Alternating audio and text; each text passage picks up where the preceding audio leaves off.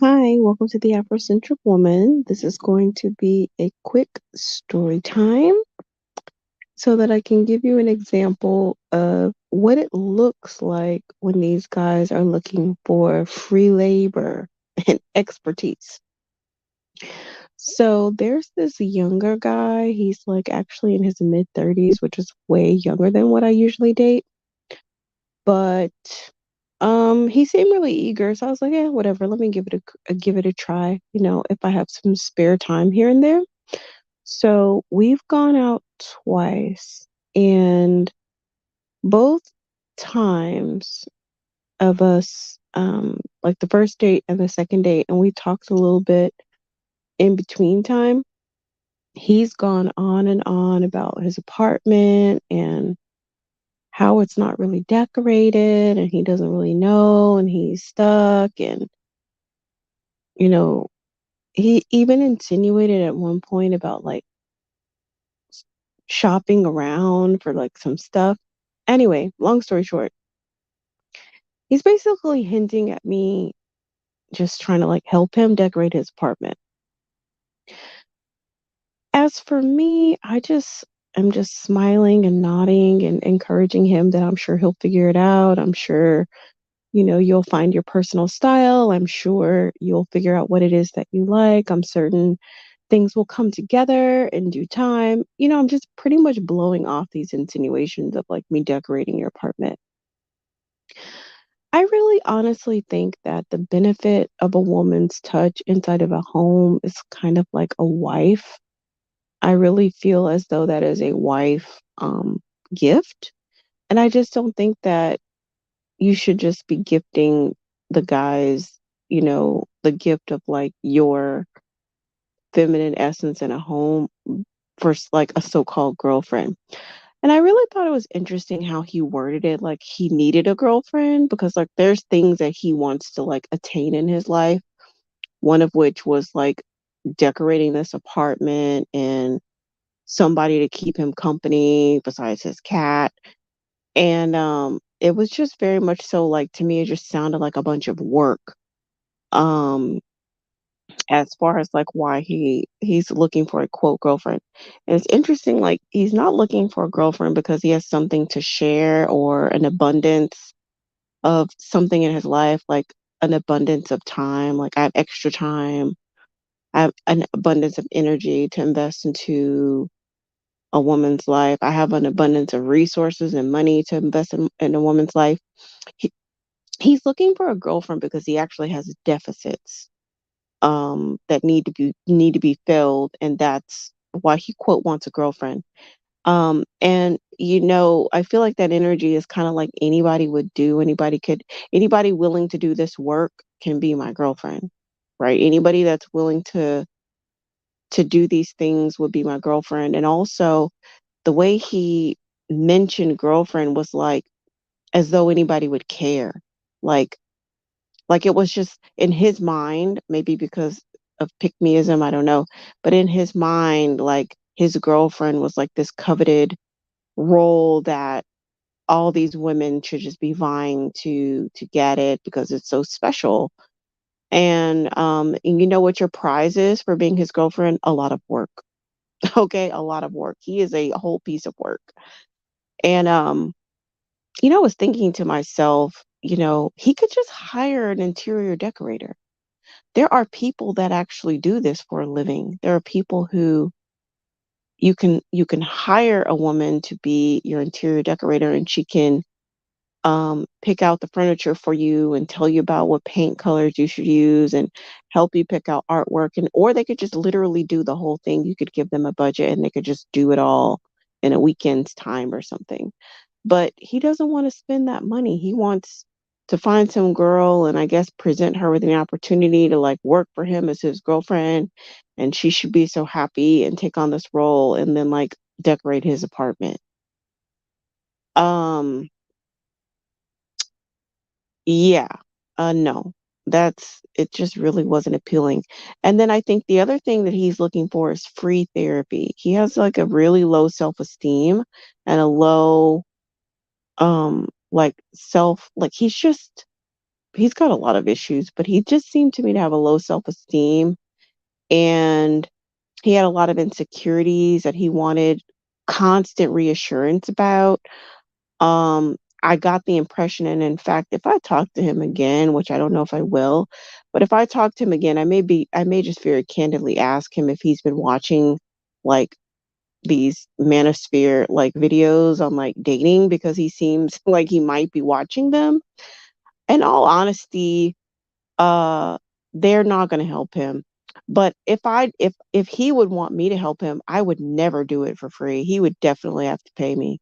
I'm not I could help you, but I would never do it for free, because I have other things that I do for like for to be of service, and it ain't going to be in this capacity. So if you want me to help you, you definitely would have to pay me. But yeah, I get the impression that he's watching those videos, because some of the stuff he was doing just seemed very awkward and random, and it seemed like maybe he was trying to like follow some bad advice from one of these dating pickup artist type of thing. Like, bro, I am immune to all of this stuff, and I think that most women find that behavior to be off-putting anyway, especially if they have any type of sense of self-value, or just have a good head on their shoulders. They're going to find that behavior to be very off-putting. And I most certainly can smell it 10 miles away. So I have a feeling that he is looking for a therapist for free, a cheerleader, and an interior decorator. And these are the jobs that he needs to be filled for free. And he wants to exchange this labor for the title of girlfriend. And what is your constellation prize for being his girlfriend? A bunch of work. That's what's in it for you. A bunch of work. Okay. With someone who's socially awkward, who and has a low self-esteem. Yeah, no. And I believe that this scenario might, it may fall on other, I think that this is not unique.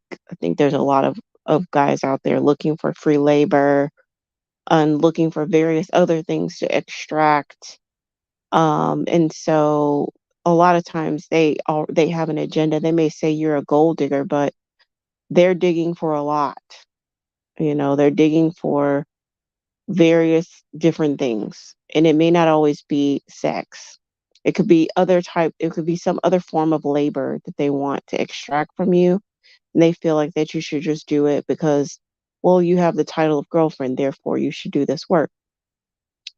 Honestly, as a woman, you just have to like, what is in it for me? Like, what am I going to gain from leveling up your apartment? How does that benefit me exactly? How does that benefit me? Like, what is in it for me? This is not my home. It's not like it's a home that I own, that my name is on the deed. So, what is me increasing the atmosphere here? How is that going to help me? You may say, well, why wouldn't you just do it because you're a nice person? Well, I guess because it kind of defeats the purpose. You could be, if you're really interested in this person, or you allow yourself to fall in love with some fantasy of a relationship as it pertains to this person, and they're in it because they need tangible work and labor, um, then after they get the labor, I mean, in other words, they're not with you because they want to be of service to you, or they want to um, cherish you and take care of you. They're there because there's work that needs to be done, and they don't want to pay for it. This goes for cleaning as well. This goes for laundry. This goes for domestic work, running errands, getting business ideas, getting free consultations about their business or career. Have you ever had a guy try to pick your brain about career? Oh, well, this happened or that happened. I need to talk to my boss about this, that, and the third. You know, and depending on how low level they are, needing help with a resume, needing help with this, that, or the third. And it's like, if they're so and have so many deficits and neediness, then why are they in your face? I mean, any man that comes in your face wanting energy should be offering something, not that doesn't include a job. Okay? They shouldn't be putting you to work. I feel like I have another video about somebody attempting to do that to me, but I don't remember. Um, oh, yeah, yeah, yeah. Actually, I do remember. I don't really talk to those kind of guys anymore because I'm in a different league now. But I remember at one point in time when I would talk to certain guys and they would find out what I did, they would just launch off into like their problems. They would just like launch off into their problems as though I'm going to give them a consultation like on our first time talking. And yeah, no. Like if you are you trying to date me or are you trying to hire me? Because those are two different things. Either way, you're going to pay me, but um I'm not really in work mode right now, and it is not my honor and privilege to like divulge my expertise to you. It's just rude. I mean, if you meet someone who's a lawyer, what do you just girl, I have this problem with my father's will, or oh, this person, I got to sue my landlord.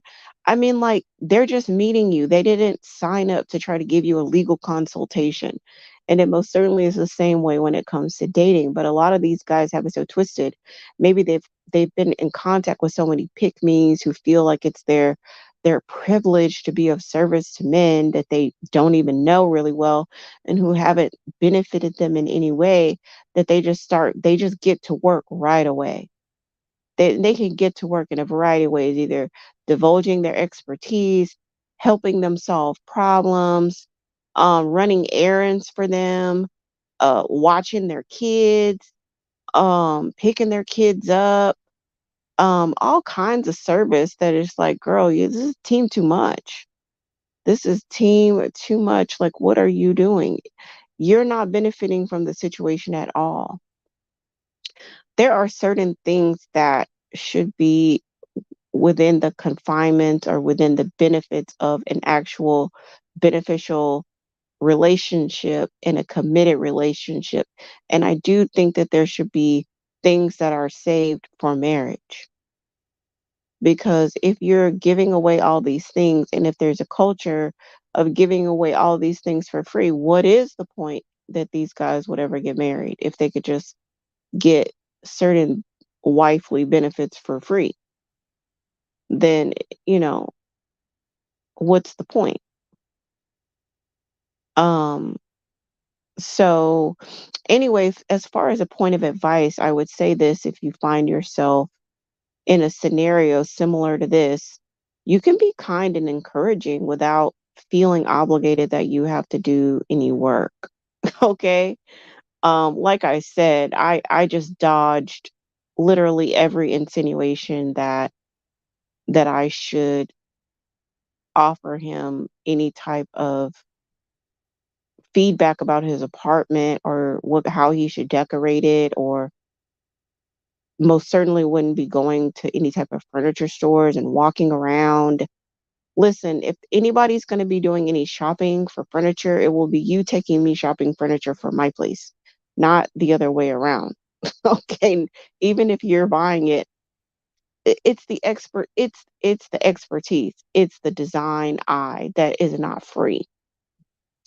If I would be giving you design information, it would have to be within a context that makes sense for me. Like, oh, of course, this is a no-brainer. Like there's a relationship there, or there's some type it's lucrative for me. I would most certainly have to justify it before I would just divulge it. I hope that women understand how valuable they are. I really do, because I think a lot of times women take things that they may naturally do or easily do, they may take them for granted and may not put the proper value amount on them. I don't think that women properly value their time. I don't think that women properly value their good nature, their positive words. Um I don't think that they like just the sounding board that is a good, smart, an intelligent woman. And the different perspective that we have on a lot of things, um, which is why you don't see like hugely successful men. You never really see them just roaming around single. They always are in a committed relationship because it's it's beneficial. Clearly, to have an intelligent woman to be a sounding board and to offer that information. I just want women to understand that these things are not things to be taken for granted, and they are not things that you should just give away willy-nilly. Just because someone shows up with a need, or shows up with a demand, or shows up wanting what you have. Everybody wants what you have. They all do.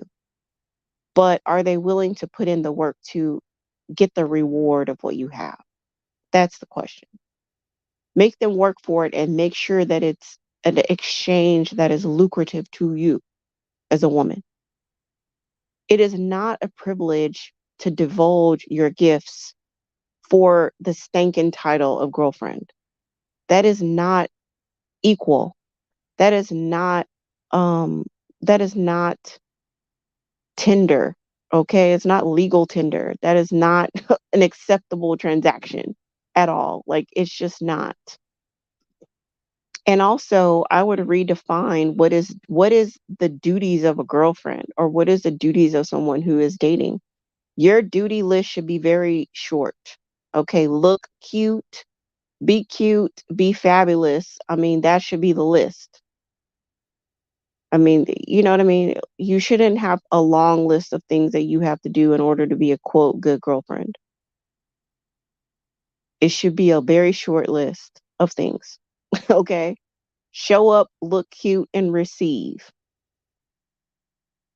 Receive what it is that he's offering. Okay? Receiving dates, receiving trips, receiving money, receiving admiration, receiving chivalry, receiving respect. Okay? It should be about what you're receiving and how you get to level up and be fabulous. But those things do not include a therapist, interior decorator, personal assistant, career servicer, career advisor, um, you know what I mean, party planner.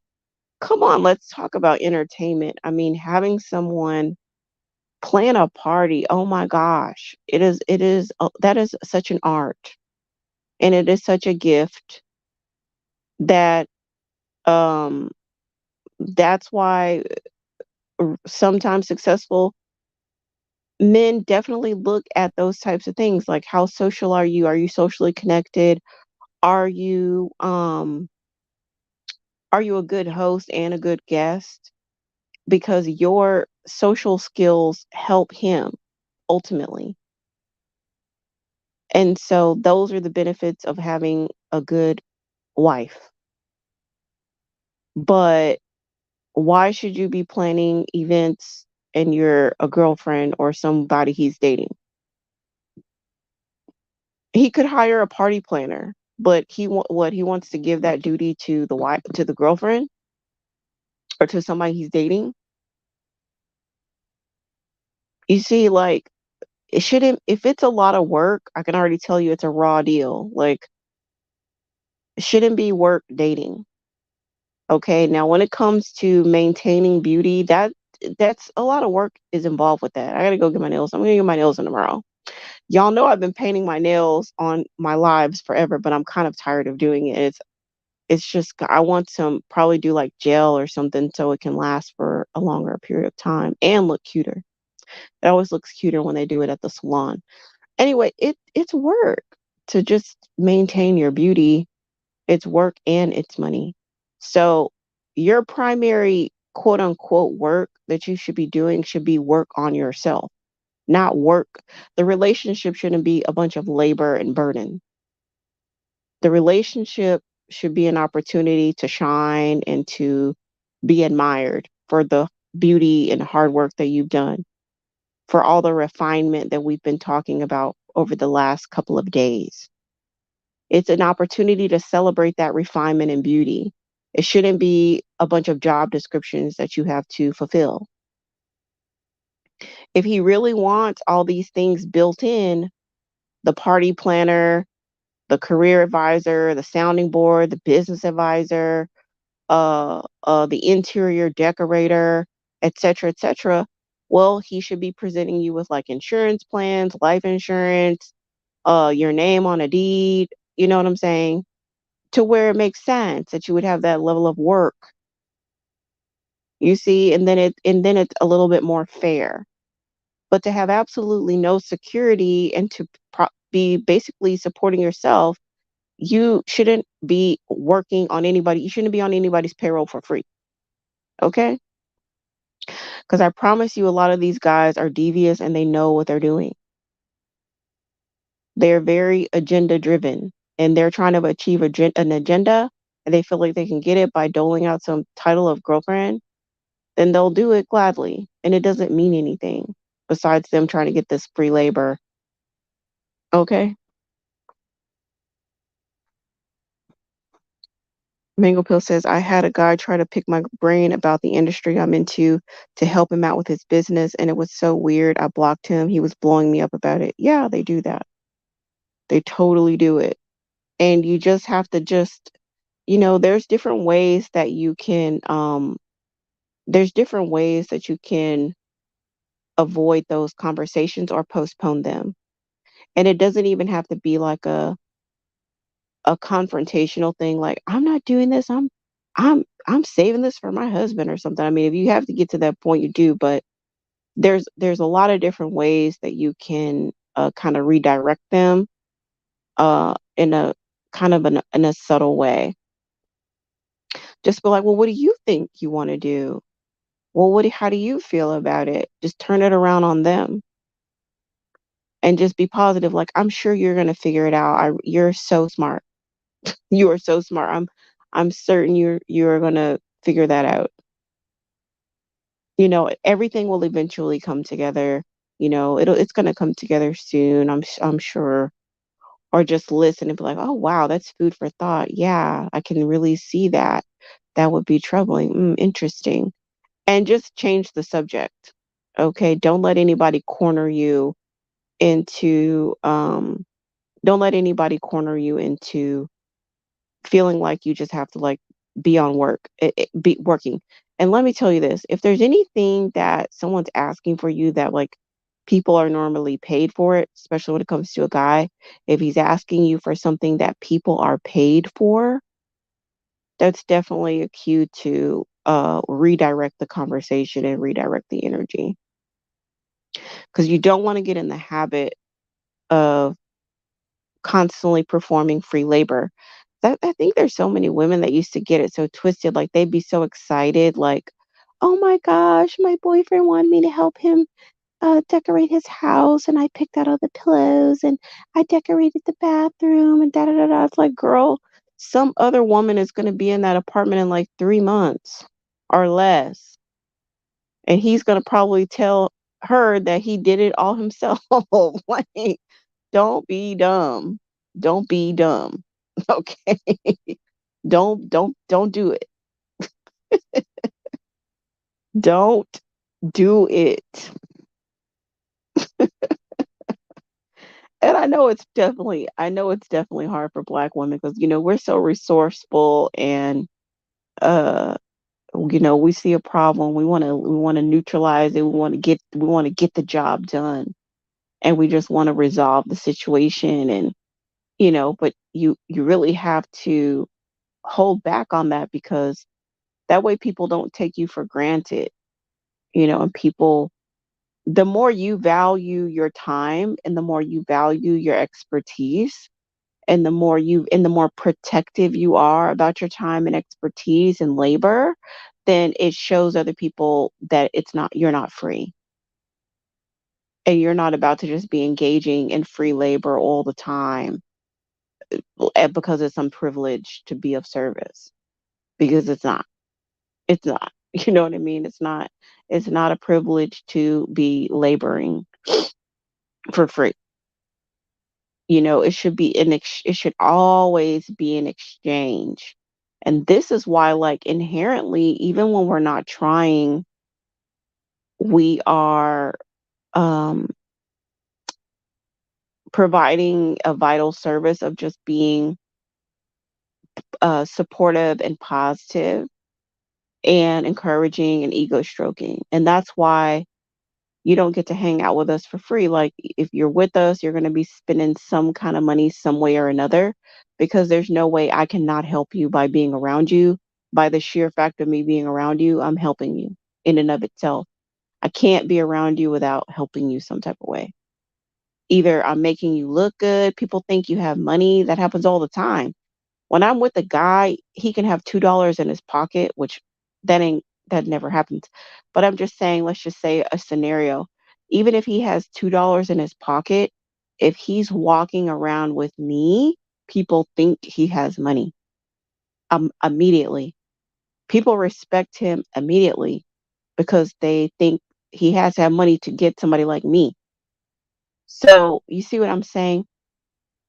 We bring value even when we're not trying to, even if we don't ever open our mouths, even if we're just smiling and walking around, we immediately bring value to the situation. Nobody's looking at me and uh, assessing me based on him.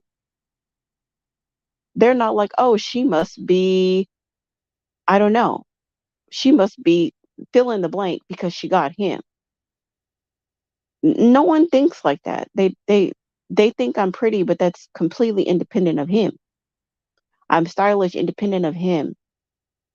I'm put together, independent of him. Like, it doesn't have, he doesn't change my value. I change his value. When people see me with him, they think, oh, that guy must have money. They look at him and they're like, oh, if he walks into a place by himself, nobody cares about him and he fades into the to the background. Honestly, he's just another do guy. Like, nobody cares.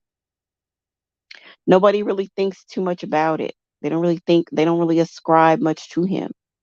If he comes in with me, they think, oh, that guy must have money. I wonder what he's driving. I wonder, how did he get that girl? He must have money. Who is he? He must be somebody to get her. I wonder why she's with him. There must be something about him. You see? You see how that works? There's all this interest and intrigue. Why? Because of me. So without my trying, I've already, like, without, I'm not literally doing anything but showing up being fabulous. I've already helped your situation immensely. And that's why whatever we're doing, yeah, you're going to be spending money on me, and it is what it is. That's life. What can I say? What can I do? I didn't make the rules, God did. Okay? Don't be mad at me, be mad at the universe. That's how things are set up.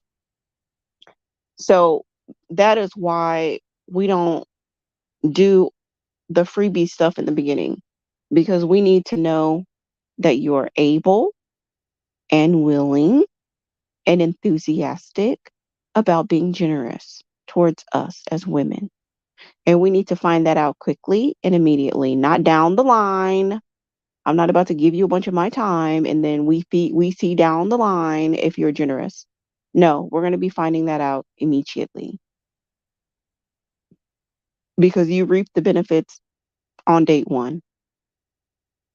You already get to be seen with me on date one. It's not like I'm going to show up looking sloppy and then down the line I'll level up and look cute. No, I'm cute immediately. You're going to be spending money immediately. That's how it works. That's just even. I didn't make the rules. They are what they are. So that is why things are set up the way they're set up. And that is why we do not engage in coffee and parks and free museums and all of that stuff, because they're going to be coming out the gate, you know, with their desire for you to stroke their ego and validate them and make them feel special. And why should that be free? You know? I mean, like, why should it be? Who says? Who says that who says that you're owed that just because? Like, no, you're owed that because You get to experience that because you're willing to spend what you care about. Obviously, you don't care about time. They will spend all day with they'll spend their time. So that's not a valuable commodity, is their time. And their peen is also a low value item. I mean, it's a very low value item because they'll put that into whatever, wherever, however. So it's not anything sacred or anything that they value or hold back or really consider who they share it with. They'll share with the willing. Okay, so and that's not valuable. The peen is not valuable. The time is not valuable. They will give you peen, but have you ever thought about that? Like, why would you share your peen, but you will have a heart attack if I was like, give me $500.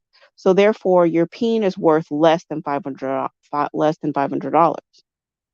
because you would give the peen for free, but the 500 makes you have a heart attack. It makes you have all these emotions. It makes you have all these feelings. You start contemplating life. You need to like become philosophical about this money. So honestly, let's be honest, you care about the money. The money is the trigger point. The money is what you value. And it's the only thing you value. And you don't value your time. You don't value your peen at all. So, um, so we do value our time and we do value our vag. Okay. We're not like willy nilly. Everybody can just, you get it, you get it, you get it, you get it. Everybody gets it. We don't move like that. So we're very different. And so we're going to make you exchange what you care about. What makes your heart rate go up? What makes you really think like, oh, well, I was, there could be, that men have sex with people they don't even like. They have sex with people they hate. Literally. Like they can not like you, they can hate you, they can think you're unattractive, they can despise you, but will still sleep with you. But if it comes to money, they got to think about it. Well, how much do I like her? She wants to go to what restaurant? Ooh, let me think about this. Then they start really assessing how much they actually like you, how much they actually want to get to know you. When it comes to money, that's where the rubber meets the road. That's when they start thinking, oh, do I like this girl? Do I like her? I don't know. Let me think about this. Anything else is a not it's inconsequential. It's the money that makes them think. It's the money that slows them down, that makes them choose less women. If they could just like spread the peen everywhere, that they would do that. The money is the limiting factor. You can only go out with as many women as you can afford to, you know, and you would only be willing to spend as much as you like her. So, how could you measure and have at least some tangible understanding of how they feel about you? Well, how much are they willing to spend? There you go. And then probably proportionate to their like disposable income. Because everybody's not a millionaire.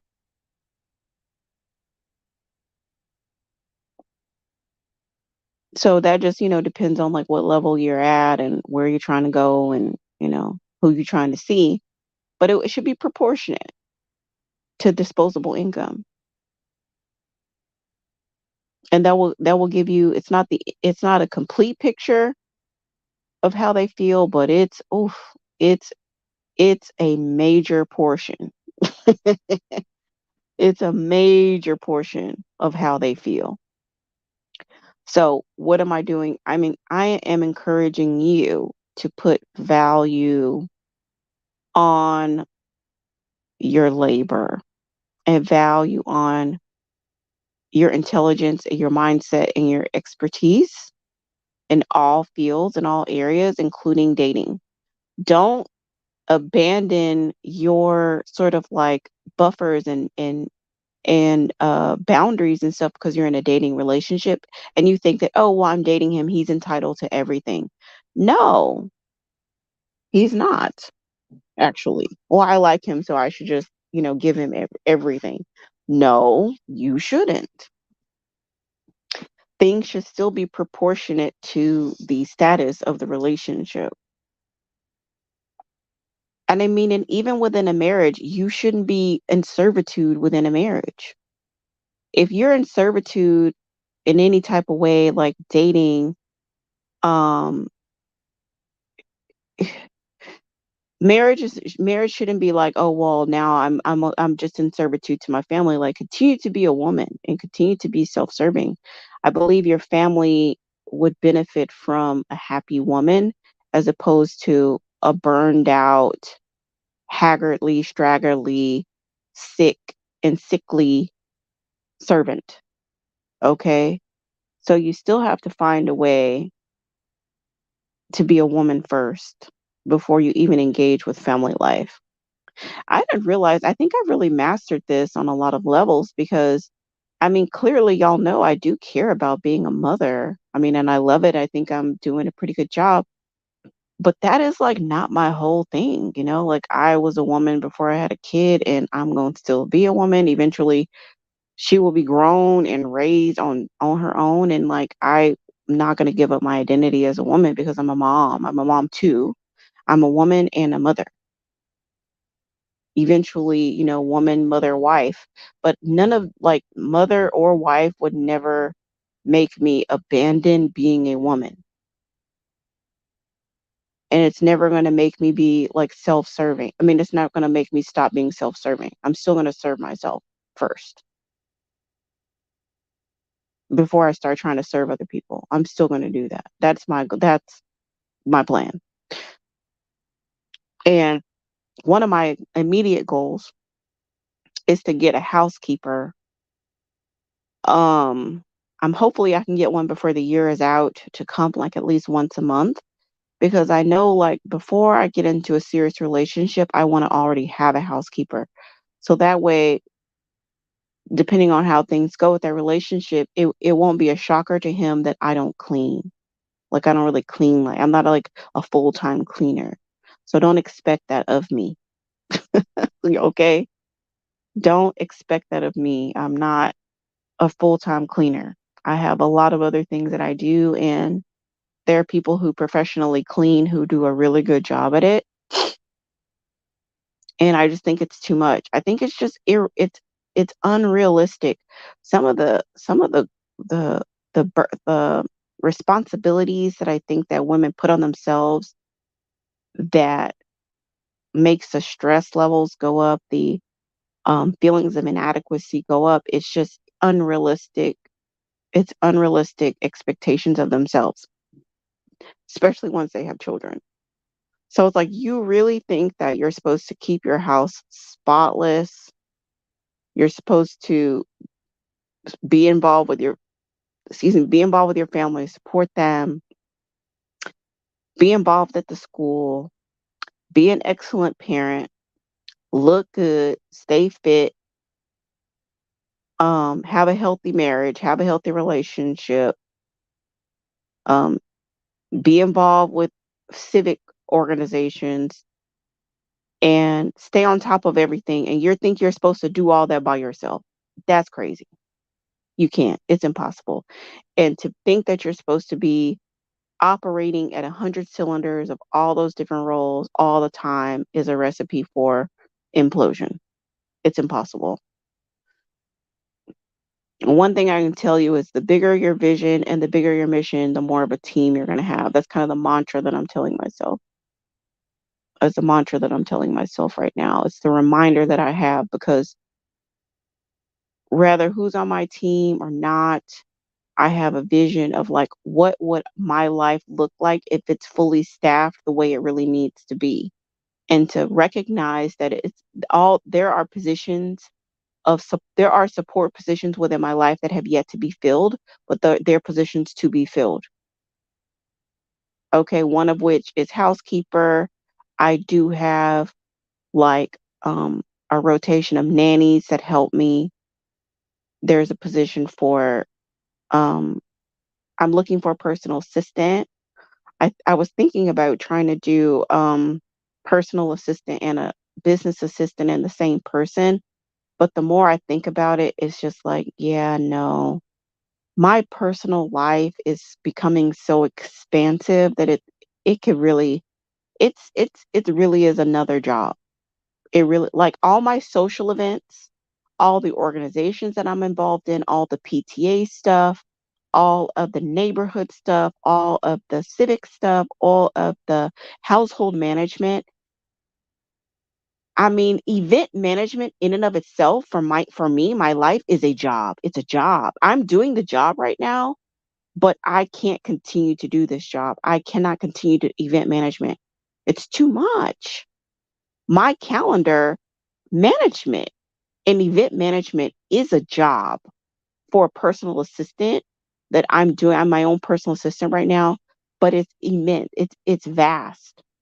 It is literally a job. I'm like, no, I'm going to go ahead and get a business assistant and then I'm just going to get a personal assistant. Not to mention, I'll tell you this also. The way I manage my personal calendar is different from the way I do my business calendar and the way those appointments come in. I just think that it would be too confusing to try to have the same person remember, oh, because like my life over here and how I run things, and they would have to constantly switch back and forth. Now I can do it, but I think that would be too much to ask of a person. It'd be better off to just say have a personal assistant say, hey, you're the personal assistant. You respond to all these social events, RSVP, buying gifts for all these various different birthday parties I get invited to, da da da da da, baby shower, planning this event, that, and the third. Like it is a whole. It's just like a whole job. It literally is a whole job. Cleaning this house, now that I'm in a bigger place now, it's another job. It's like a whole nother job. And then the stuff with the business is like really separate because it's just different. I don't know. It's just my mind is so like I'm in business mode. Okay, this is the way I do it. Now I'm done with that, and my mind is on personal mode. So you have to recognize uh, that you are not going to be able to do everything perfectly all the time. Like, let's say you're rocking in health and fitness, then you might not be as social. Or if you're really social, you may not be rocking it professionally. Like, it's hard to be 100% in every single area at the same time. So sometimes these areas of prominence kind of like rotate based off the season that you're in. And I really think you just have to have compassion for yourself as you rotate through these different seasons, different focuses, and give yourself some grace and some leeway to be expansive. Like you're going to have different interests at different times, and it's okay to pursue different interests, and it's okay to try this out or experiment in this area and understand, like, okay, well, I really want to try this hobby out, so I may not be as active in XYZ, or I've been really, really social. And so my house is not spick and span. That doesn't make you a bad person that your house is not spick and span, but you've been very social or you've been focused on a career goal or you've been, your head's in the book, you're working on educational stuff. It's okay. And I think that when you recognize that all these different jobs and categories in your life, then you will be more willing and understanding that you'll have to outsource and get some help. You'll have to delegate some things to other people or bring on a support staff to help you out. You might have to do that. And that doesn't make you a bad person or an inadequate woman. I don't know who made up this idea that a good woman is able to do everything by herself. Whoever that person is, somebody should step on their toe, on their big toe. Just step on it because it's crazy and it's just not true. I would definitely encourage you. Maybe we could just do a whole separate live about getting support because getting support is crucial for a high achieving Black woman in 2023.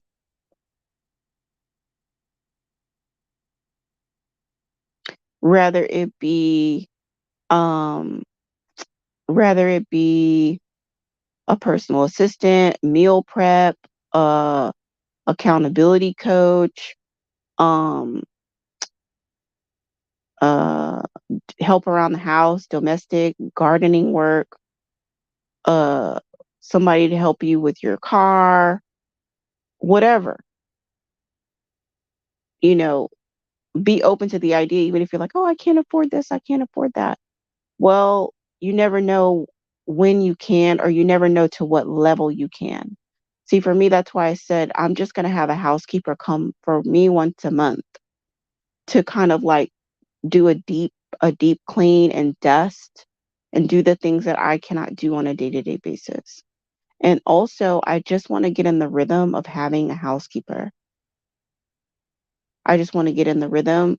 Maybe eventually I'll be able to have them come twice a month, and then maybe eventually they can come weekly. I know somebody that has a housekeeper come every day.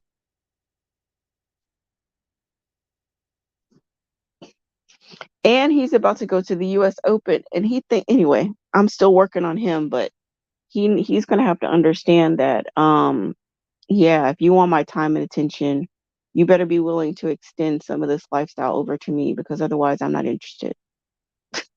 Otherwise I wouldn't be interested. I'm not interested in entertaining you for entertainment's sake, for entertainment purpose. It has to make sense to me. Has to make sense, or else I'm not. Um, so to bring it back to the original topic, don't let a man put you in a support role that you don't even realize you're being in, because it's some title of girlfriend or some title of relationship or dating.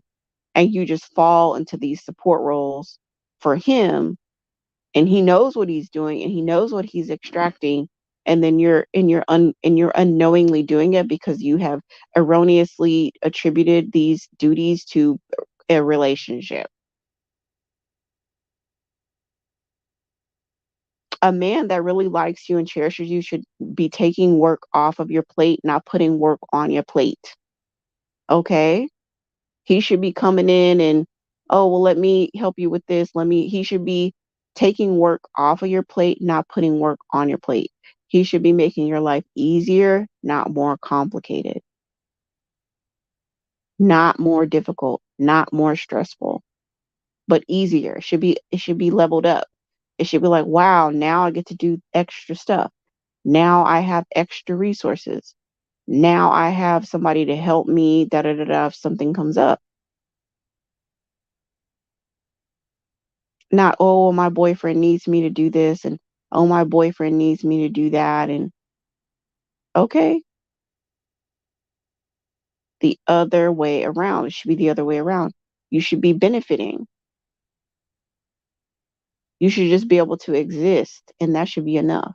Your essence should be enough. If he needs labor, he don't like you.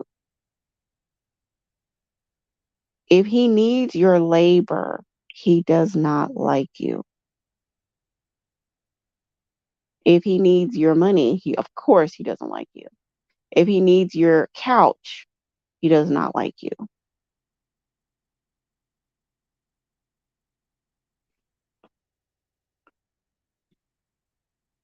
Hey, unknown.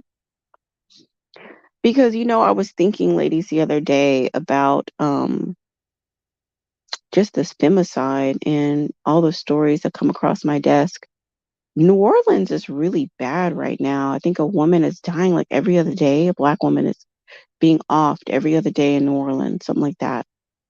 And a lot of these women are being offed when they're trying to kick the dusty out of their home. Uh, I guess the solution, um, well, I think that partially what we're doing with this education is it's important. Um, this education piece, this reprogramming piece is important. This work is not in vain. So everything that's happening, at least here on my little channel, but you know, in others places as well, where where I am teaching women to prioritize themselves and to place value on themselves and on their safety and be willing to be very cutthroat about their safety and understanding what a man should be bringing into their life. Because, truth be told, these males that are taking these women off the face of the planet, they don't have anything that I've described. Anything that I've described as far as coming into your life and bringing peace, coming into your life and bringing value, coming into your life and like bringing ease and comfort and resources and admiration and respect. These males are coming into their lives like fresh out of prison with problems, with, you know, um, deficits, issues, mental health problems, instability, drug problems. Um, it's the antithesis of what I discuss on this channel. So clearly the women who are even initiating the relationships with these underdeveloped males don't even have the wherewithal within their mind to know that they should be looking for more and better, and to know that they should be trying to level themselves up. They don't know this, so they get into these dusty relationships with these demonic males, and then by the time they realize this is really bad, and it's so late and they're so far deep inside of it, and then by the time they try to get out of the relationship, the male takes them off the face of the planet. Um, I do think the education piece is important, but maybe maybe Black women need instructions, tangible instructions on how to leave a dusty. Because I wouldn't I don't put anything past them. I mean, I guess I know what they're capable of, and I don't ever downplay that. Like, I just know that it can always end in death. It can always end in violence. I don't put anything past them, so I always expect the worst. But I think that a lot of times Black women are going to have to be willing to give up some things, like you just okay, in other words, let me rephrase it. Part of the L that you have to take from dealing with the dusty. Sometimes it might mean you losing your apartment. Sometimes it may mean you losing your car. Sometimes you just have to walk away from it all so that you have the ability to walk away. Because fighting about the apartment, you can just end up getting off. Just give it to them and just start over. You could always clean up your credit. And I know the principle of it sucks. Like, why should I have to give up this thing that I worked for? Why should I have to give up my house? Why should I have to give up my car? Because the Dusty cares about it. Like, the Dusty wants to have a roof over his head, and you are his roof. So just give them the house, give it to him, and just walk away. I don't really see any other solution unless Black women are just going to keep getting taken off the face of this planet or by these Dusties. I mean, I think, and the thing about it is, there's all these euphemisms too that I think it makes it hard. It makes it hard to deal with the issue at hand because, like, when you listen to the news, they'll say something like violence against women, but it's really violence against Black women. And when they say intimate partner violence, it's really like Black men killing Black women. That's what's happening. But it's like nobody can call a spade. Nobody can just say what it is. That's what's happening. That's what's happening. Black women being killed by Black men that they know, usually that they're in a relationship with, and it's happening all the time, every 5.5 hours. And I don't ever know if we're going to ever change that number if we can't call a thing a thing. That's what's happening. Because if you just think, oh, there's just this esoteric number out there of violence against women, and women are, you know, being killed, it doesn't put a face on it. Who is it? Mostly Black women being killed by mostly Black men. That's what's happening. And then Black women can't even open their eyes and be like, oh my gosh, like, this is a huge problem. But yeah, I know it really breaks my heart to read all these stories. Sometimes I have to take a mental break. Seriously. It's very daunting. I just have to take a mental break. Like, okay, I know it's happening. Whether I read the stories or not, I know that every day it's happening. Whether I read it or not, my not reading it isn't going to change the number for that day. Sometimes I just need a mental break, a mental and a spiritual break. But yeah,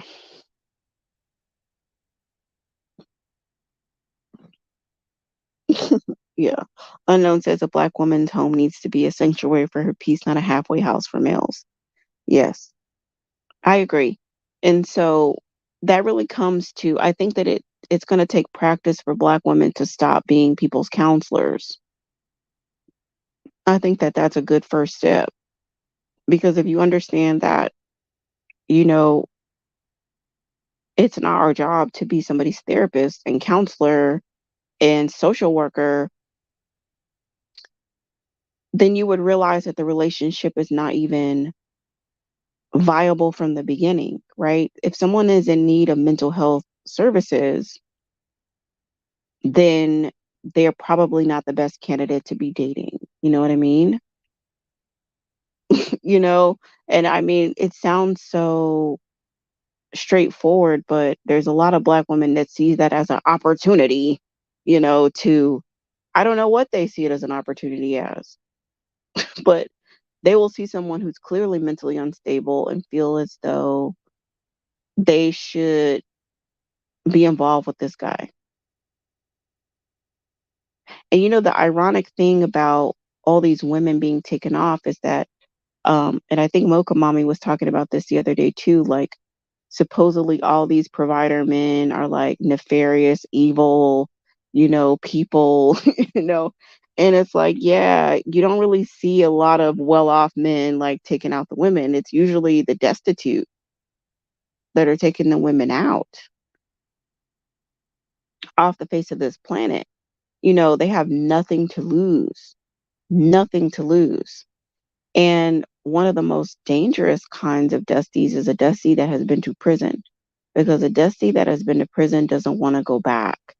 So a lot of times, if they do something that they know violates their parole, they would rather just take the victim off the face of the planet, as opposed to the victim being able to testify against them because they really don't want to go. They really don't want to go back to prison. And a lot of times, these confrontations with law enforcement, these violent confrontations, it's because these dusties are too cowardice to take themselves out. So they provoke the police to take them out because they don't want to be here. They don't want to go back to prison. They'd rather just leave the face of the planet, but they don't have the balls to do it. They want somebody else to do it. How many times have you read the stories or seen the stories of the Dusty that took the woman out, but didn't have he was going to do like a MS, but he didn't have the ability to do the S. He just sat there waiting on the law enforcement to get there. And he said he was going to take himself out, but he didn't because he didn't have the courage to take himself out. But he sure took that woman out. He sure took them kids out. He had the courage to do that. Couldn't take himself out. So they're too cowardice to contain their own self-destruction to themselves. They want to unleash it on everybody else and want someone else to do the dirty work to take them out. It's terrible. It's terrible, terrible, terrible, terrible. But yes, the education and the reindoctrination, it continues. Um, we have to, I believe, give uh, the masses of Black women tangible steps. I'm all about tangible steps. What can you actually do to move the needle forward? What can you practice? What is the core beliefs in your mind that you can start changing? Because there's a core belief, there is, there's a bigger reason why women are even in these situations. Not to blame them and not to victim blame, but we really, if we're going to really be curious and committed to reversing this trend, we have to be willing to analyze everything, including how did you get here? I don't know why I just thought about that song. Y'all, I promise you, like if you hang around me and my family, like my cousins, our entire life is like a big musical. It seriously is like like when we're just talking, when we get together and we're hanging out, we always think about like song lyrics and we just break out into random song, which I think is a ton of fun, but I don't know if it's annoying for people who are actually not in my family. But anywho, I just thought about that Deborah Cox song. But yeah, it says, "How did you get here? Nobody's supposed to be here." I'm always curious about that because I think that domestic violence, people try to work once women are already in the domestic violence to try to convince them to get out.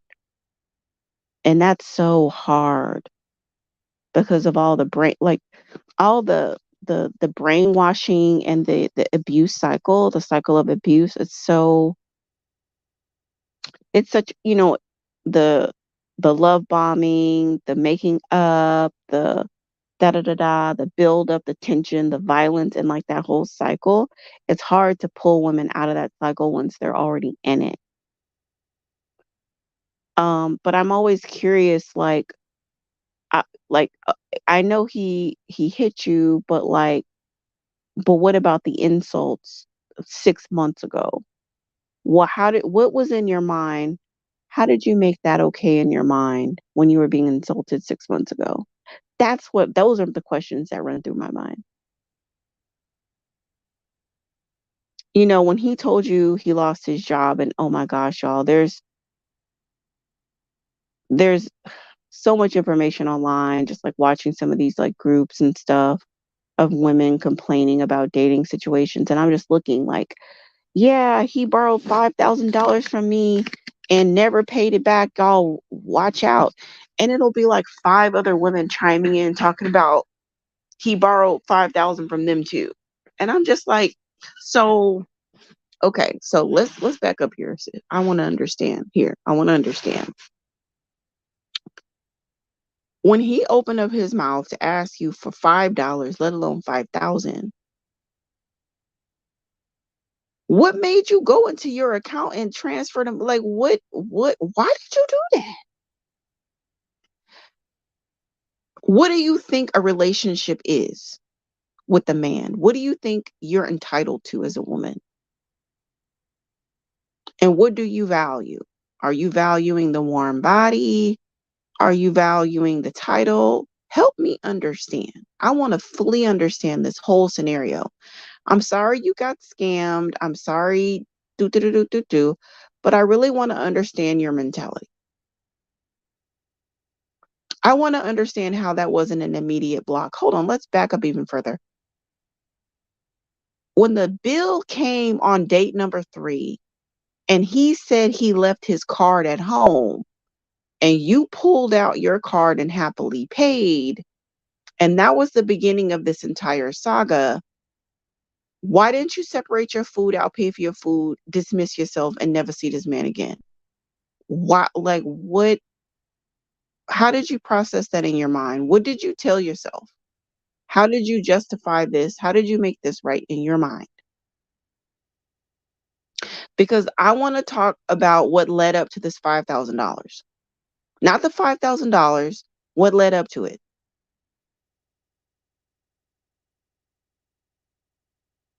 That's what interests me. I don't know. I like to break it down.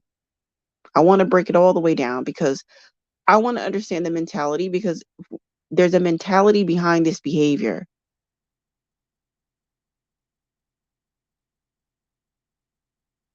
And some women learn, a lot of them don't. Because a lot of them, you see them on there complaining about this, that, and the third. They on there complaining the next week about some other joker.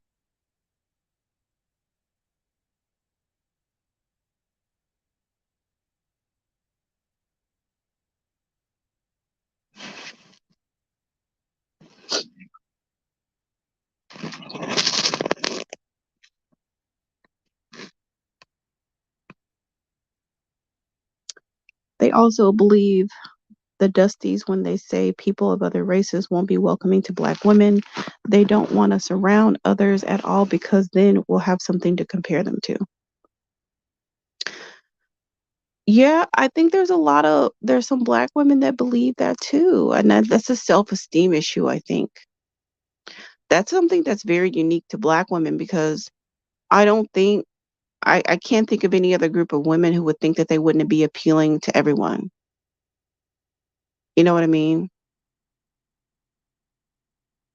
I maybe a couple of groups in Asia, maybe possibly, but most women would be like, I'm just pretty in general, or like, they would just know that any man would be happy to have them. And this, yeah, the indoctrination that Black women are on this low totem pole, it's just like it's it's it's a self it's sort of like it's a worldview that's been instilled in Black women that that have been taken it on itself. Like Black women have now believed that for themselves. And of course it's not beneficial to the collective of Black women that is the prevailing talking point. And I find it that with the pick me's and stuff, like I feel like we can agree to disagree. Like you want to go 50-50, I don't. We don't have to like argue. Like I don't feel no ways about that. If you want to promote 50-50 and you have valid reasons and you have evidence that 50-50 is the best way, then so be it. I don't think that that's a reason why we couldn't like, you know, peacefully coexist with one another because it's just a point of difference, a logistical issue, you know? But when Black women promote that nobody wants Black women, that's when I'm like, you sis, you're detrimental though. You are detrimental. You're hurting yourself and you're hurting other Black women. And why? You're supposedly married. You don't even need a Dusty. You're not even looking for a Dusty. You got your Dusty. So why are you devoting a large portion of your life to convince the world that nobody wants Black women and you are a Black woman?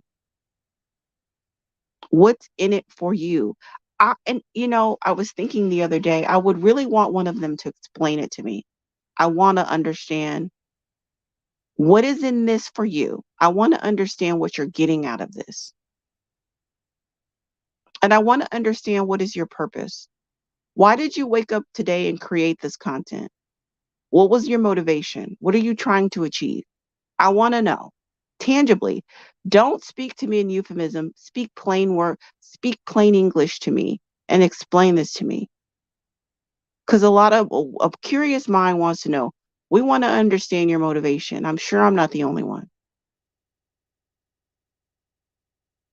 When you go online and you're searching for things, because the truth be told, come on, we could always look for anything that it is that we want. Like you could look for evidence on anything that is important to you, any statistic that you want to try to validate some argument. You could find the statistics. You could do research on virtually any argument. So your argument is that Black women ain't shit and don't nobody want us, and you spent hours doing research to validate this claim. And you compiled your research and you produced content to support your argument that Black women ain't shit and nobody wants us. And you devoted how many hours to this? And I just want to know why. What do you think this is doing for Black women and why did you do this? Is there anything else that you could be doing with your time? Do you have a desire to do anything else with your time? And as a Black woman, do you think that this rhetoric is beneficial to you? Explain to me how this will help you in life tangibly and your Black daughters. Explain to me. Show me. Because maybe I'm missing something.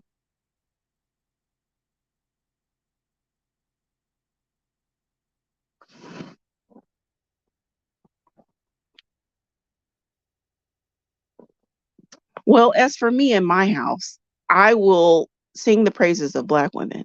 Okay. It benefits Black women and it benefits me because I am a Black woman. It benefits me. I have a Black daughter.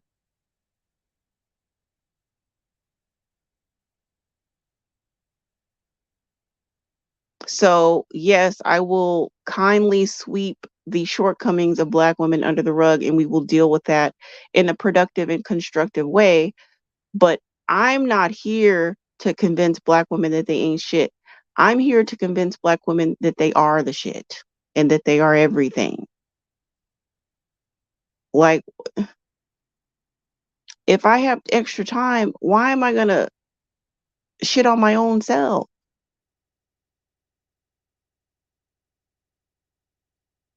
Like, I don't get it. I really don't. That's the one thing I don't understand about all of that over there. I don't understand that. I don't get it. I don't get that part. I don't get that part. I just don't get that part. I don't get that part. And I mean, especially for the ones that are like unambiguous Black, like I just don't get that part. Maybe if they were biracial or, I might understand a little bit, but just a regular schmegular, unambiguous Black woman saying that nobody wants, I just don't get that. I don't understand. And I also don't understand, um, I also don't understand this notion that like Black men uh go to white women because they can't, or they go overseas or whatever because there's no quality Black women here. And I don't know how many millions are, but none of them are qualified. None of them are qualified, and all Black women here are corrupt. And the only way to get a good, wholesome woman is to go abroad and get them, even though there's nothing wholesome going on abroad. It's like, bitch, have you traveled? You, babe, have you traveled to the Caribbean? I have. And I could tell you ain't nothing wholesome going on over there. They not looking for no wife. Like, child, they're not in the church. Okay, they're not in the church. They're not in the sanctuary. They're not praising God. They're not, um, you know, performing like community service. They're over there engaged in full debauchery. So, what are you talking about? Wholesome, good women. And don't you yourself need to be holy and wholesome to be, you know what I'm saying? Like, how you gonna be ratchet and a hot ass mess talking about I can't find no wholesome women here when you child, like, that's the second thing I don't understand, but that is very secondary to my initial misunderstanding or lack of understanding about when Black women devoting huge chunks of time and resources to supporting claims that nobody wants Black women, and Black women are the most undesirable women on the face of the planet. I mean, like, sis, you could literally put your name in it and be like, I don't know, let's say her name is Shelly. Hi, I'm Shelly, and I am in a group of women, of the most undesirable women in the world. My name is Shelly, and I'm totally undesirable. Doesn't that sound fucking crazy? Doesn't it? Like, why the fuck would you say that? I mean, you could say anything about yourself. Hi, my name is Shelly, and I like ice cream. Hi, my name is Shelly, and I went to such and such state university. Hi, my name is Shelly, and, you know, I'm the second born child. You could say anything about yourself, but you came on the internet today to be like, hi, my name is Shelly, and I'm the most undesirable woman in the face of the planet. What the fuck is wrong with you, Shelly? Like, what is wrong with you? Even if you was getting paid, that's like the most low down work you can do. You know what I'm saying? Like, you want to shit on sex workers, but you're sitting up here disparaging yourself and slumming for $1, and you have the nerve to look down on other people about how they make their money when you make your money calling yourself an ain't shit ass bitch. Like, that's your job because you are Black and you're saying that Black women ain't shit. I mean, the YouTube money can't be that good. It can't be. Like I can't think of a dollar amount.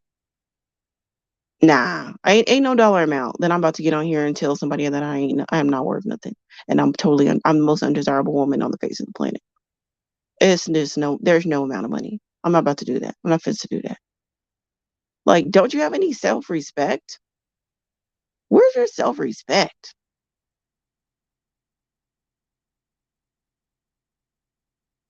I just have to stay off of those channels because it's just I value my blood pressure.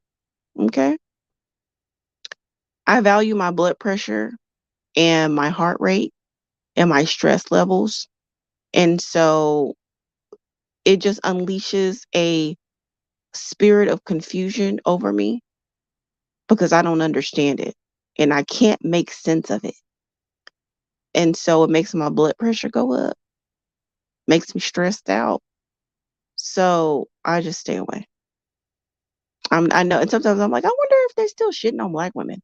And I go over there and I'm like, yep, they still doing it. Like, okay, well, 4 months ago they were doing, they still doing it today. All right, all right. Well, let me go back to my regularly scheduled programming over here. Let me go back to my regularly scheduled programming. Okay.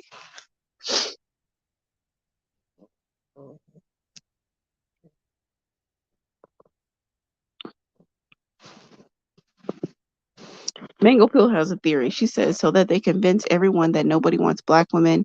They have an excuse to keep clinging to their dusty. The more people they convince, the less people judging them from being with a Justy. But see, the thing about it is, with that particular argument, they could be with their Dusty in peace. No one is discouraging them from being with a Dusty because, truth be told, it's like sometimes you have to be with people that are equally yoked to you. And so pick me's belong with Dusties. So I mean, who's countering that? Who's saying like, nah? I mean, sure. And there's plenty of them. There's plenty of them single and available. So I don't think that there's a large constituency of people that are encouraging pygmies to leave their dusties. I think that, in fact, I would argue that we would draw the attention to the single pygmies and be like, why aren't y'all wifed up? Why, these guys that are just kind of like not having a whole lot to do, many of them are single and the pygmies are also available. So why don't y'all like you know, what's the issue? Why aren't y'all getting together? So by all means, continue to cling to your dusty, continue to do how y'all do it. But I remember one girl, she would get so triggered about like guys, like women basically being in relationships where like they didn't have to work and they were living a really luxurious lifestyle. Like she would always get so triggered about that, and you just knew that it had a lot to do with her dynamic and her household. But it's like, I mean, you could just continue paying bills or whatever it is that you're doing. I don't think that someone coming on line and talking about their lifestyle, or maybe they don't pay bills or something like that. I don't think that's an indictment on your house. Like, keep doing whatever you're doing over there.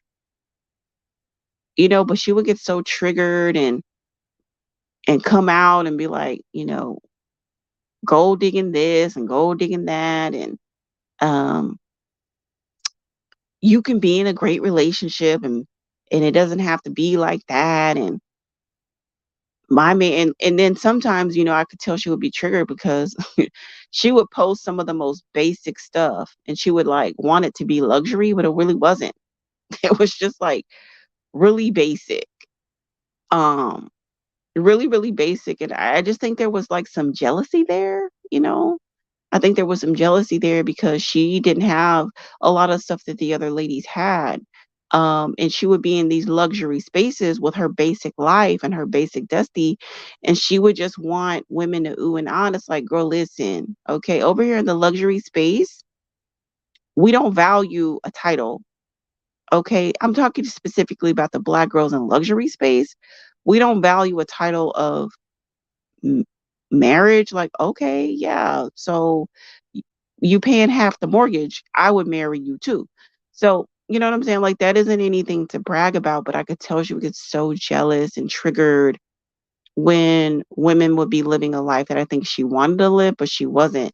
And she would try to convince people she needed women to kind of like join in with her and celebrate her situation. And I think that she really deeply desired that. She deeply desired for Black women to buy into her explanation or her interpretation of like luxury living, even though it was super basic. So maybe that's why they do what they do. I don't know. I don't know. I might have to change the title of this video to Random Thoughts because this is really going all over the place. I'm gonna have to change the title of the video to the original title and then add on and random thoughts. Random discussion. I'm gonna have to add on. Oh, I didn't understand that either, but I figured it out. They do this because they have social anxiety and they're scared to mingle outside of their race. A lot of older pygmies have sons. Yeah, a lot of older pygmies have sons. Women who have sons, it's hard for them to level up. It's really hard for them to level up. It's really hard. I told y'all, like, my YouTuber mammy friend, well, she's not my friend. She's only like somebody I've been watching over the years. But it's like she was talking the other day about one of these celebrities that, you know, um, is expecting with a Dusty, pregnant by a Dusty. And she was like, why didn't you use birth control? Why didn't you, da da da da? And you already knew. And it's always the same with her. It's almost always the same. She never really goes in on the guys. It's always her kind of like finger wagging at the women. But it's to be expected. A mammy's gonna do what a mammy's gonna do, and it is what it is. And if you're that old by this time and you have sons, they ain't gonna change. They're not gonna change. So that is what it is. I don't let myself get mad about it. I just click around. Well, if I don't want to hear that mammy babble talk, I just move on. I don't want to hear it. I don't want to hear it. I mean, the whole situation is dusty. It's dusty from the man's side. It's dusty for the girl side. I feel sorry. You know what? The main thing I feel sorry for is that child from that dynamic being unleashed upon other people's kids. That's what I feel terrible about. I feel sad about that. I feel sad that other people have to send their kid to school with that kid. And that kid was conceived in hate. That kid was conceived in from a demonic father and a mentally ratchet mother and a ratchet grandmama and another side of the family that abandoned the woman and just dope fiends, got all kinds of problems. And all of this has happened and this child has not even entered the world. And then that child is going to grow up in a toxic environment and then they're going to be sent out in the world to deal with your kids. That's the only part that I find sad. Poor kid, but even not poor kids around that kid. Can you imagine how that child will probably treat other children?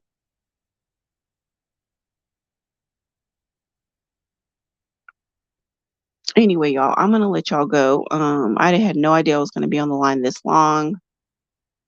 Went off on like 1,000 tangents, but it was cool. It was great catching up with y'all.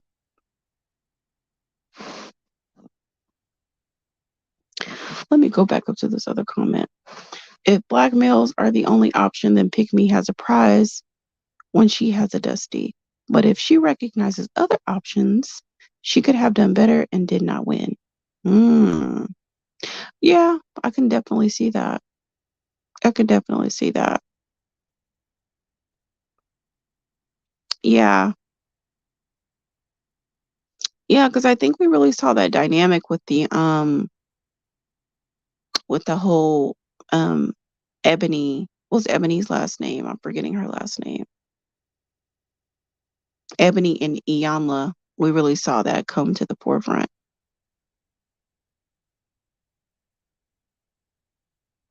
That we should, I guess, limit ourselves to one particular group, or we should make a bunch of concessions because this group is not achieving. So we should alter what we should expect from a man. It's like okay, here are expectations of a man of all other men, but then your expectation of this male group should be way lower. You should lower your expectations for this group of males so that way that they can achieve. And it doesn't. a- And I tell y'all, I mean, when I started this channel, I never said I wasn't one of those people, and I'm still not. That was like, oh, I'm never gonna. I wasn't like, oh, I'm not gonna date black men. I never really said that. I just created standards. That's all I did. All I did was create standards. That's it. I created standards and then over time I raised them. And that eliminated all black men from my dating pool. Not because I said, I'm just not going to date black men. They couldn't meet my standards. So they eliminated themselves.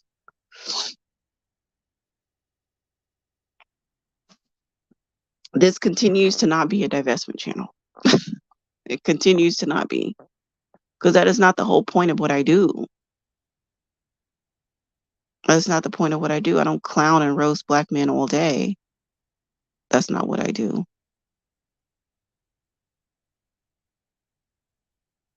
And I also don't promote that, oh, this group of men is going to be, the answer to all your problems. No.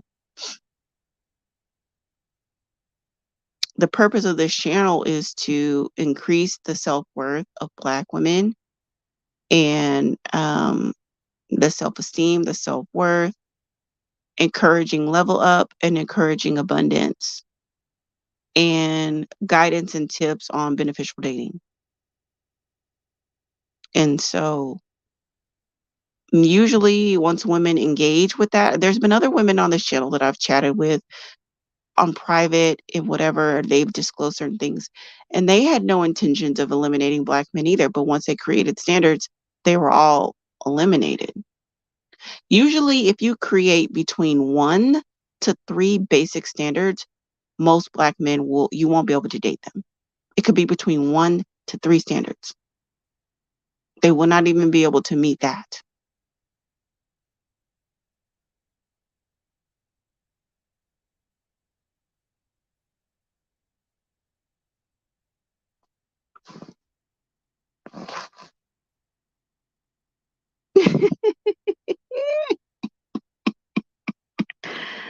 Oh, she said Iyanla wants her sons to be graded on a curve. Yep, she certainly does.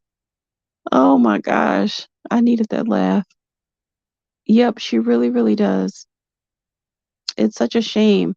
Because I just think that, yeah, I don't think that women realize how lowering their standards and their expectations and their requirements, it promotes mediocrity. A man should be striving to attain you. He should be cleaning himself up, bettering himself, and working to get a good woman. But, you know, oh my gosh, what a cluster F we find ourselves in. What a cluster F that we find ourselves in when someone can crawl out of a basement and have the audacity, have the audacity of 10 men. You know what I mean? That's a darn shame. Like you crawled out of a basement, an air mattress, and you have the audacity of 10 men. But that's what happens when we've gone on with this collective narcissism and the collective codependency that's gone on unchecked all this time in the black community. This is the monster that has been created. This is the monster that hasn't been created. I have absolutely no clue how this is going to be resolved. Um, but what I do know is that I want Black women to be happy now, not in the future, but today. I want Black women to be happy and safe today. And so if that means creating the standards, well, it does mean creating, it does actually mean creating the standards and only entertaining those that can meet them. I believe that should be done today. I don't know what tomorrow is going to look like. I don't know what the future of the Black community is going to look like. I don't know. But I know today, Black women need to be happy and safe. Today. Today. Not tomorrow, not next year, not next generation, but today. And that oftentimes looks like being with somebody else, you know? I mean, that's what it looks like. I mean, I can only speak for my own life. I would have never imagined 10 years ago that I would be here where I am today. I would have never effing imagined. Wow, it's amazing.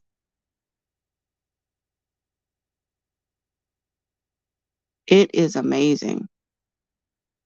But just I'll give you a little story. Even when I was like more of a pick me, um, maybe I've told the story too before. But anyway, even when I was a pick me, there was this guy, he wrote me an email on my business page. He sent me an email and he wanted me to meet with him and somebody else. He think he said it was, I don't know who, some lady. I don't know how the lady was related to him, but he wanted me to meet with them and give them a background of my industry and an overview of everything and an overview of where the trends are going and this and this and that. And you know what? I sent him an invoice. I sure did. I sent him an invoice and I told him, that's my hourly rate. And I never heard from him again.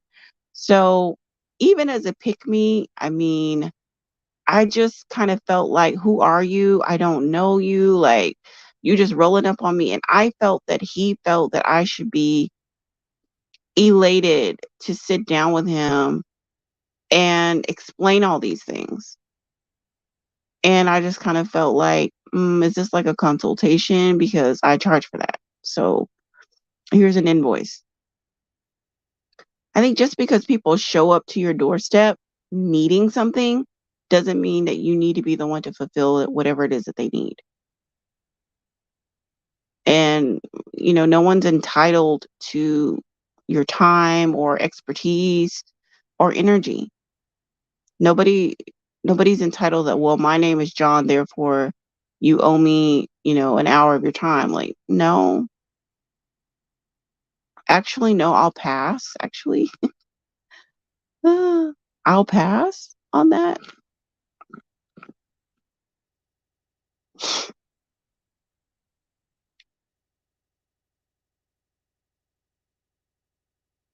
Okay, great. I hope you have a great workout tomorrow.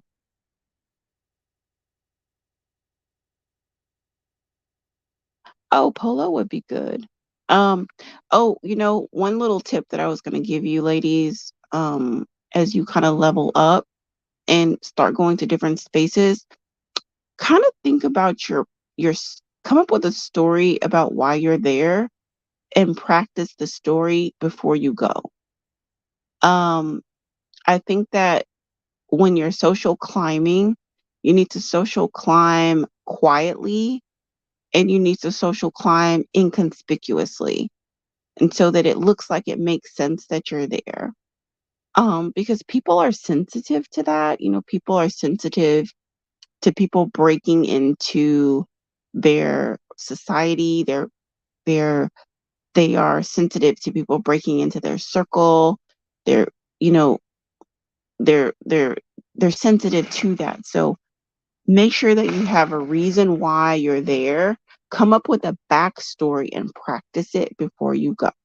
So, for example, if it's a polo match, you meet someone, they're like, I've never seen you before in the polo scene. Like, so, and have a story like, well, when I was a little girl, um, my neighbor was really into it and they would always invite me and I could never make it. And I saw da da da da the other week, and it just reinvigorated my interest in it. And I thought I really wish I would have gotten into it earlier, but now's a better time than ever. And that way you just have some connection to whatever it is that you're doing. Um, and have a backstory. So if you're going to a really upscale, restaurant or bar or something, don't be like, oh, well, I just saw this online and I wanted to come. Come up with a reason why you're there. Like, oh, well, I just took my watch to the jeweler to get repaired, and I thought I would stop in, or think of something, look at something on the menu that's specific to that place. For example, a specific drink or specific sauce they have or specific dish, and be like, I came here for the truffle fries. I had them, you know, such and such time ago, and they're the best in town. And have a reason. You just don't want to look like you're this there to social climb. Like you came from the other quote unquote other side of the tracks and you're coming over there to try to social climb. Have a legitimate reason to be there and think about it before you get there and practice it so it rolls off your tongue very easily.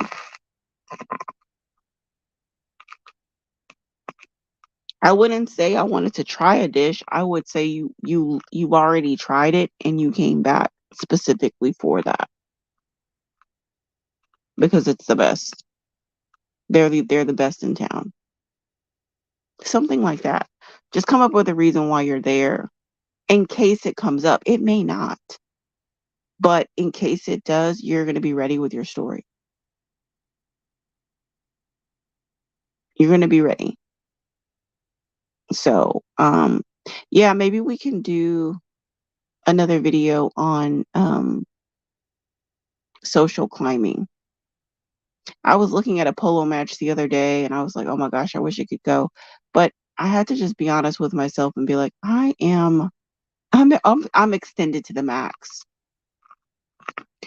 I'm extended to the max. I'm not going to be able to take on anything additional right now.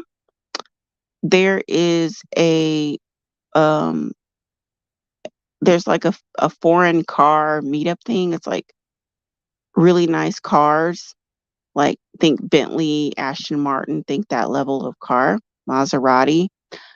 And so they have a meetup um bi-monthly, I think.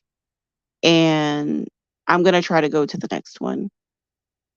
And so like that's a whole circuit. I mean, anybody can go and look at these cars, and there's people that have the cars, and sometimes they have racing events too with these foreign cars.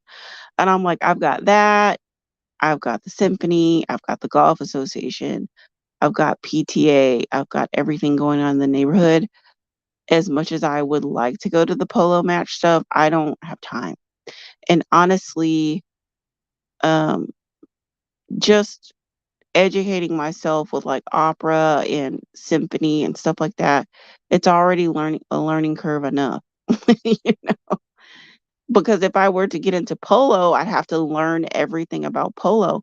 And also I'm learning everything about golf, and that's quite extensive. Like the learning curve on golf, it looks easy, but there's so much that goes into it. There is so much, there's so much that goes into golf. There's the etiquette piece, there's the technical piece. And then there's also um the weather piece, like the wind and the weather, and also the golf course and how it's set up. It's a lot. It's a lot. It's a lot. It's a lot. So I'm tapping out of additional activities for now. I just have to know when to say when. And I'm definitely at that point where I can't take on anything else. I mean, I even would love to start doing tennis. I don't have any more bandwidth to take on anything else. So, I'm glad to see that you ladies are getting into diverse things and um I'm glad, yeah, I'm glad that you ladies are getting into diverse things. One thing that you could also look into is rugby. If your city has any like local rugby um informal type of meetups and stuff, because it tends to be a very specific type of man that's like into rugby or like wants to watch rugby. So you could look into that. Um, Lacrosse is another one. Um, what else would I say? And then, of course, I would say different charities. So just whatever you're interested in.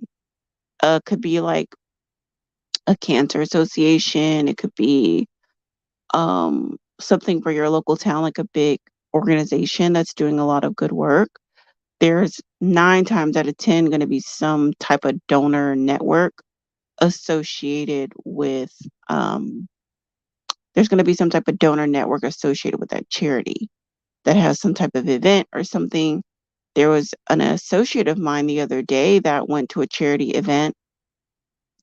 She met I think she said she met, like, the 2nd wealthiest man in her city was at that, event, and he actually initiated conversation with her. She didn't initiate conversation with him. So this event wasn't that large. It was, big enough, but it wasn't that big. It was very manageable. And so everybody kind of pretty much got to talk to everybody, and he made his way over to talk to her. So um charity could be a good end too, to be where you want to be and meet who you want to meet.